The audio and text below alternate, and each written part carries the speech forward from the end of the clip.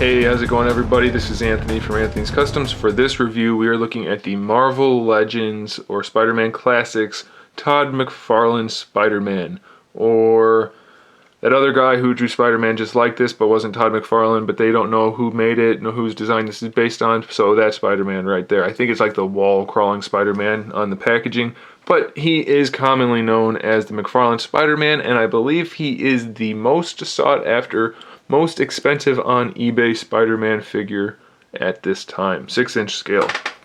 So if you're looking for a figure that everybody likes, generally it's this one right here. He is pretty, wow, every Spider-Man review I do, I drop him. He is pretty skinny, but I think it suits him. It is more of a traditional look in terms of it's based on that, whoever made it, that art design, and I think it looks just like that, so I don't mind the skinniness. Some people don't prefer it, so they go with Snapshot or Sinister Six. But this is the one that I probably choose as the best non-contemporary Spider-Man figure. He stands, let's see how tall he is. He stands about, stand up straight please, about 6 1/4 inches tall. There is this black version that we got later on.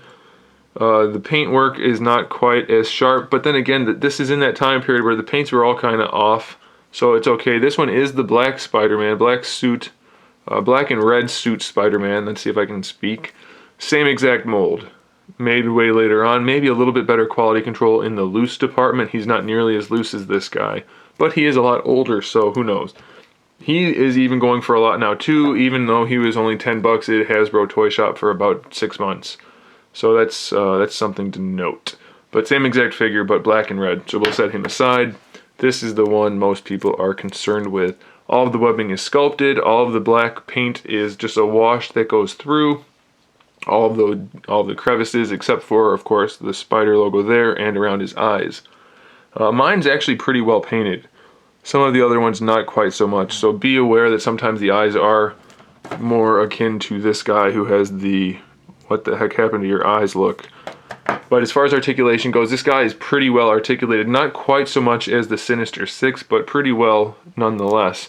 Head goes pretty far back, not so far forward. Swivel side to side, no problem. He does have a butterfly joint. It doesn't work that well going backwards on this side. This side's not so bad. Going forward, both of them work pretty well and don't look too shabby, so that's pretty nice. Standard ball hinge shoulder, bicep swivel, double jointed elbow. There's a glove swivel, wrist swivel back there, wrist pivot, and individual finger pivot. So if you want to give him a thwip hand, you can probably do that. He is known for losing digits as well, so be careful with those fingers. They are awfully tiny, but they did sculpt them really well. Even with that hinge in there, it's not too bad. Ab crunch, much higher up than the Sinister Six Spidey, so I do appreciate that. Doesn't have quite the range of motion going backward, but still not too bad. Waist swivel, bigger ball peg or ball hinge for the hip in proportion to the hip, or in proportion to the thigh and the crotch. So he has really good range of motion. You can get that leg way up there, no problem at all, and it doesn't look too bad. I think it's a pretty good design for the hips. I do appreciate that. It is a T-joint. Pretty loose right now. That seems to be common, but I think it's probably worth dealing with for this figure. Double jointed knees, really nice range of motion there. No, oh yeah, it does have the boot swivel. I forgot. They did a really good job sculpting that. It's almost perfectly lined up, and you don't get that too often, so that's nice. Ankle pivot, ankle rocker, not the best, but it is there, and a toe hinge. So really, he's got all of the articulation you need, not as much as some other ones, but more than most, and he is pretty effective. So if you're curious about the McFarlane Spider-Man, that is what he is. And I do recommend him. It is a good figure. Just be aware that he is usually loose. He is usually not the best painted figure, and he is kind of skinny. That being said, he's still really, really good.